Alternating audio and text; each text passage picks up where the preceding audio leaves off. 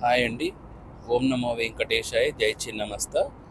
So welcome to my YouTube channel Karma Viparyasa. I am doctor Bhargava Devana. Abortions ఈ మధ్య కాలంలో abortions గురించి ఎక్కువగా మనము వింటూ ఉంటాము. సో ఎటువంటి కాంబినేషన్లు ఉన్నప్పుడు లేడీస్కి ఈ అబార్షన్స్ అవుతూ ఉంటాయి అనేది ఒకసారి చూద్దాం.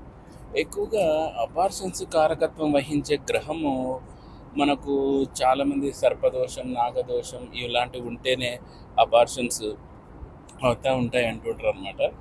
సో నాట్ ఓన్లీ నాగదోషం, సర్పదోషమే కాదు, దీంట్లో రకరకాల గ్రహాలు అనేటివి మనకు ఫ్యాక్టర్స్గా అంటే కీ రోల్ ప్లే చేస్తూ ఉంటాయి.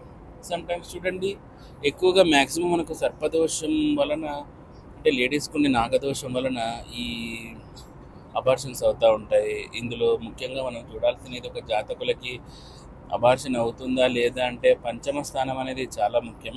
ఇందులో పంచమ స్థానంలో కూడా ఉన్న గ్రహాలు అంటే మనం రాహు కేతువుల్ని కొత్త పక్కన పెడదాం, ఎందుకంటే చాలా వాటికి అబార్షన్స్కి వీళ్ళే కారకత్వం వహిస్తారు. బట్ వీళ్ళు కాక ఇంకా ఏ ఏ గ్రహాలు ఉన్నాయని డిస్కస్ చేద్దాం. సో మేషలగ్నం నుంచి చూద్దాం అనుకోండి.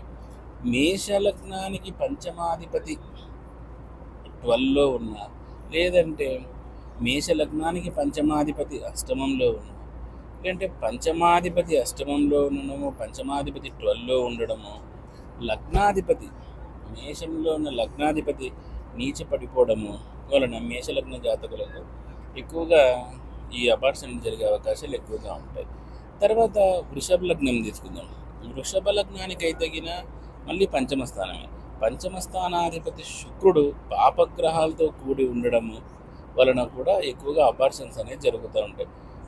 సో లగ్నాన్ని బట్టి కూడా మనము గ్రహాల క్యాలిక్యులేషన్స్ అనేది డిఫరెంట్గా ఉంటాయి అన్నమాట.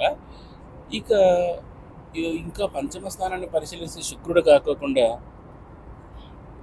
సమ్టైమ్స్ శుక్రుడు శనితోటి ఉన్నప్పుడు కూడా మనకు ఎస్పెషల్లీ లేడీస్కు ఈ వృషభ లగ్న జాతకులకు అబార్షన్లు అనేది అవుతూ ఉంటాయి. ఇక పంచమ స్థానంలో శుక్రుడు ఉండి దశమ స్థానంలో అంటే పుత్రయోగ కారకత్వం వహించే గ్రహాలు గిర దశమ స్థానంలో ఉన్నప్పుడు కూడా మనకు సమ్టైమ్స్ ఈ అబార్షన్స్ అనేటివి అవుతూ ఉంటాయి అన్నమాట. ఇక కర్కాటక లగ్నము, ఒకవేళ కర్కాటక లగ్నానికి పరిశీలన చేస్తే లగ్నము మరియు పంచమాధిపతి వీళ్ళు మూడులై ఉండి, కొన్నిసార్లు చూడండి మీకు గురుమూఢమి, శుక్రమూఢమి అని వస్తుంటుంది. ఇట్లాంటి మూఢముల్లో వాళ్ళ జన్మ అంటే ఆ మూఢముల్లో వాళ్ళు సంగమించినప్పుడు కానీ మనకు ఆ కన్సీవింగ్ డేట్స్ ఆ టైంలో మూఢంలో పడినప్పుడు కానీ సమ్టైమ్స్ అబార్షన్లు అయ్యే అవకాశాలు ఉంటాయి. అండ్ ఇక సింహలగ్నానికి తీసుకుంటే ఈవెన్ సింహలగ్నానికి పంచమ స్థానంలో శని, దశమ స్థానంలో గురువు ఉన్నప్పుడు కూడా అబార్షన్స్ జరుగుతూ ఉంటాయి. ఇది సింహలగ్న జాతకులకు. ఇక తర్వాత కన్యా లగ్నానికి పంచమాధిపతి గురువు అయ్యి నవమాధిపతి చంద్రుడు ఉండి తర్వాత కుజుడు లగ్నంలో ఉన్నాడు అనుకోండి, ఖచ్చితంగా అంటే రక్తస్రావం అవుతుంది.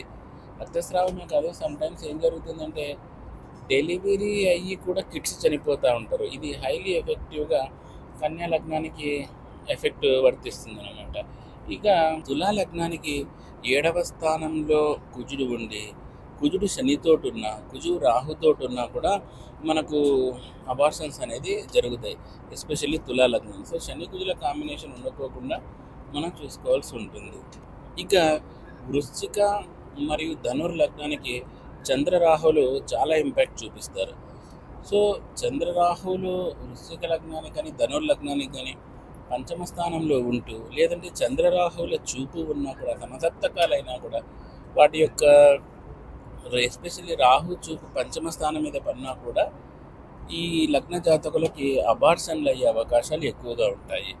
నెక్స్ట్ కుంభలగ్నం. కుంభలగ్నానికి కూడా అంటే మకర కుంభాలకు కూడాను బుధుడు చాలా కీలకమైన పాత్ర వహిస్తాడు అనమాట. ఆయన ఎక్కువగా వక్రదోషాన్ని కానీ కలిగి ఉండకోకుండా, పాపార్కరం చేత చూడబడకోకుండా, లేదంటే ఆయన పాపుల చేత స్థితం కాకోకుండా ఉండాలి జాతకంలో. అప్పుడు ఈ అబార్షన్స్ అనేటివి ఉండకోకుండా ఉంటాయి. ఒకవేళ అలా బుధుడు గిన మనకు ఉంటే గిన ఖచ్చితంగా అబార్షన్ అయ్యే ఛాన్సెస్ ఎక్కువగా ఉంటాయి. ఇక మకర కుంభం, ఇక లాస్ట్లో మీనం. ఇక మీన లగ్నానికి 5లో రవి, 9లో చంద్రుడుంటూ లగ్నాధిపతి నీచపడిపోయినా కానీ, లగ్నాధిపతి శని అయినా కానీ ఖచ్చితంగా అంటే అబార్షన్లు అయ్యే అవకాశం ఎక్కువగా ఉంటాయి. ఇవే కాకోకుండా మనం చూసుకోవాల్సినది పంచమ స్థానాధిపతి ఎక్కడున్నాడు, అష్టమంలో ఉన్నాడా, 12లో ఉన్నాడా, తర్వాత ఆ పంచమాధిపతి ఏ గ్రహం అంటే పురుష గ్రహమా, స్త్రీ గ్రహమా, నపుంసక గ్రహమా, ఇవన్నీ చెక్ చేసుకోవాల్సి ఉంటుంది. దీన్ని బట్టి మనము ఇదేమంటారు అబార్షన్స్ గురించి తెలుసుకోవచ్చు. ఎందుకంటే చాలామందికి అబార్షన్స్ రాహుకేతువులు అని చెప్తూ ఉంటారు. రాహుకేతువులు కాక ఈ గ్రహాలు కూడా ఎక్కువగా ఇంపాక్ట్ చూపిస్తాయి. ఇదే గ్రహాలు కాకుండా మనకు కుజుడు కూడా మెయిన్ కారకత్వం వహిస్తాడు. కుజుడు రాహుతోటి ఎస్పెషల్లీ పంచమంలో ఉన్నప్పుడు కూడా లేడీస్కి గైనిక్ ఇష్యూస్ ఎక్కువగా వస్తూ ఉంటాయి. అదే అండి పీసీఓడి, పీసీఓఎస్ అంటారు కదా. సో ఇట్లాంటి ప్రాబ్లమ్స్ వస్తూ ఉంటాయి. కొన్ని కాంబినేషన్ అయితే డిస్కస్ చేస్తామండి. సో మీరు ఇవి విని కొంచెం కేర్ఫుల్గా ఉంటారు, వాటి పట్ల పరిహారాలు చేయించుకుంటారని నేను అనుకుంటున్నాను. అండ్ థ్యాంక్స్ ఫర్ వాచింగ్ అండి మా YouTube channel Karma విపర్యాస. So next వేరే టాపిక్తో మళ్ళీ వస్తాము. ఓం నమో వెంకటేశ్వర, జై శ్రీ నమస్తే. Thanks for watching.